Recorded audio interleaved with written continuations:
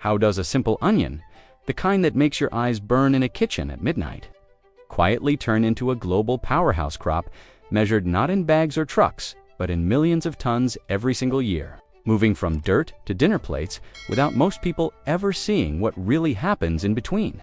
On a modern onion farm, the story begins long before a seed ever touches soil, with farmers studying weather models, soil maps, satellite images, and old-school instincts passed down through generations.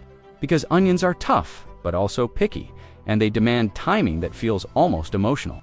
Like the land itself is giving signals that only experienced growers can read, so when planting season hits, massive precision planters roll across fields that stretch farther than the eye can see, dropping tiny seeds at exact depths and spacing, row after row, mile after mile, while GPS systems quietly correct every inch and irrigation lines hum to life beneath the surface, feeding water straight to the roots with barely a drop wasted, because in today's farms, efficiency is survival, not a buzzword. And as weeks pass, the fields slowly transform from bare earth into endless green lines, thin onion tops waving in the wind like synchronized swimmers, while drones buzz overhead checking plant health, spotting stress early, and sending data back to laptops sitting in pickup trucks parked at the edge of the field, where decisions get made fast, sometimes on the fly. Because weather doesn't wait, and neither does a global supply chain. As the onions mature underground, swelling layer by layer, the real pressure builds. Since harvest timing can mean the difference between profit and disaster. And when the moment is right, enormous harvesting machines crawl through the fields, lifting bulbs from the soil, shaking off dirt, trimming tops, and laying onions gently onto conveyors in one continuous motion, like the field itself is being unzipped. And these machines don't stop for long, running day and night, headlights cutting through dust clouds, crews rotating in shifts, because millions of tons don't harvest themselves. And once the onions leave the field, their journey is far from over.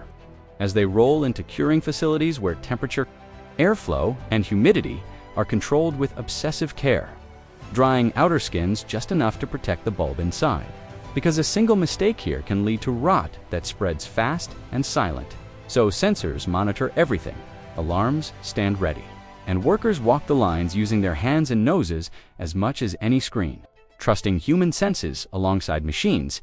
And after curing, the onions flow into processing plants that feel more like factories than farms, with conveyor belts stretching across cavernous rooms, sorting systems using cameras and lasers to grade size, color, and shape in milliseconds, rejecting anything that doesn't meet strict standards.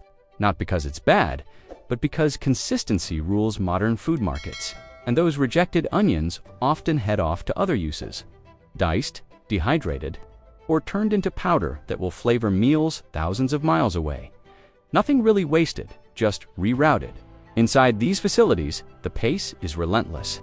Forklifts weaving between pallets, stacked taller than a person, workers in hairnets and gloves, making quick judgment calls, fixing jams, checking samples, keeping the flow moving. Because every minute counts, and outside, trucks line up like clockwork, loading onions bound for grocery stores, fast food chains, exporters, and processors. Each destination demanding its own packaging style, labeling rules, and delivery window.